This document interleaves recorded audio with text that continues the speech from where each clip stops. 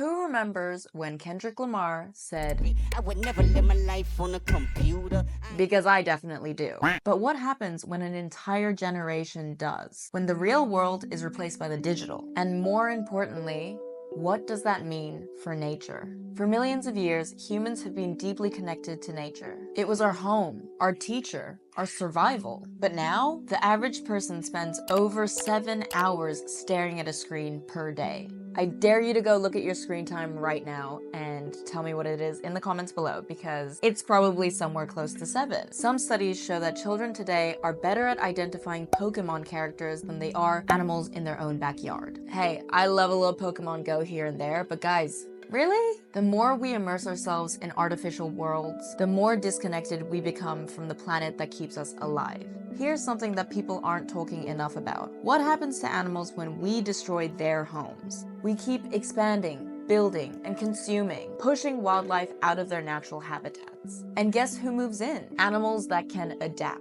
Rats, cockroaches, pigeons. They're not invaders, they're survivors. Living proof that our way of life is broken. Many people see them as disgusting, but really, they're just a symptom of a deeper problem. We keep ruining their natural ecosystems, and they have nowhere else to go. The more we detach from nature, the worse this cycle gets. Right now, we're at a crossroads. Technology is evolving fast, AI-generated landscapes, virtual reality safaris, entire digital ecosystems being created from scratch. But if we keep replacing real experiences for artificial ones, what happens to the real world? What if future generations only see wildlife through a screen? What if we stop fighting for nature just because we can recreate it digitally? The truth is, no AI or VR experience or futuristic simulation will ever replace the feeling of touching dirt, smelling the rain, or hearing the wind through the trees.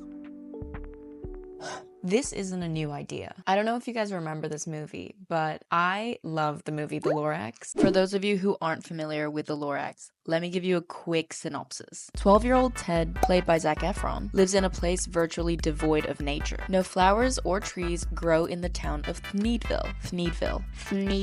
Ted would very much like to win the heart of Audrey, played by Taylor Swift. Super random. But Taylor Swift is in this movie, it's true. The girl of his dreams.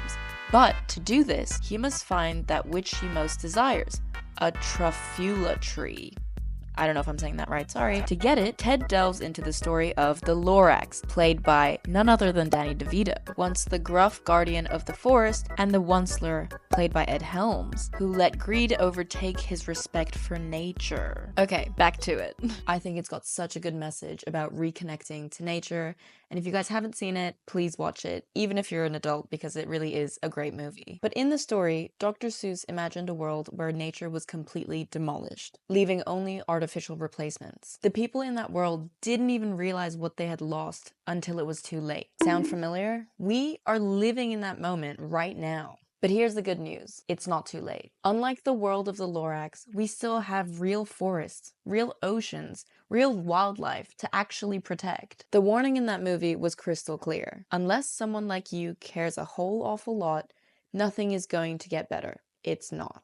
But this isn't just about animals and nature. It's about us. Studies show that people who spend time in nature have lower stress levels, better mental health, and even stronger immune systems. When we replace real-world experiences for digital ones, we're not just losing the environment, we're losing ourselves. There's a reason why cultures all around the world emphasize a connection to the land.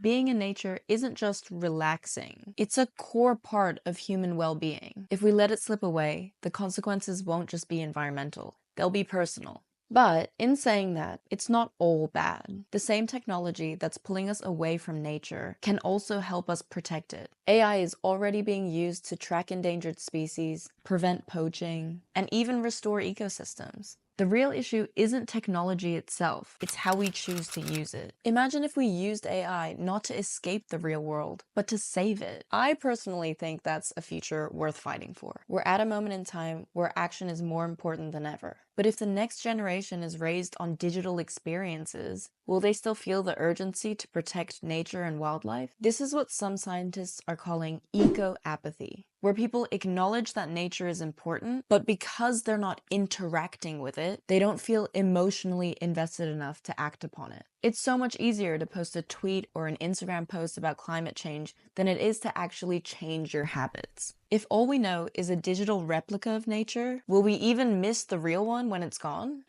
Ugh. I can't lie, I keep thinking I'm done, and then I have more to say.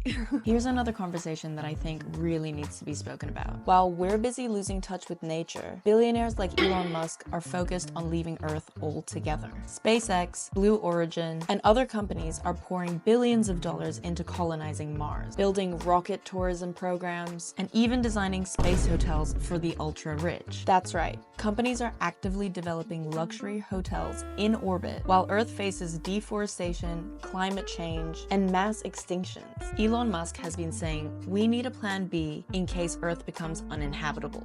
But who exactly is we? Did you think it was you and I? Because it definitely isn't. Let's be so for real, none of us are getting a ticket to Mars. The people who are funding this whole space race aren't looking out for humanity. They're looking out for themselves. Oh, surprise, surprise, the 1% are actually looking out for only themselves and not the collective? That's a crazy concept. What if, now hear me out, instead of trying to abandon Earth, we, I don't know, fixed it?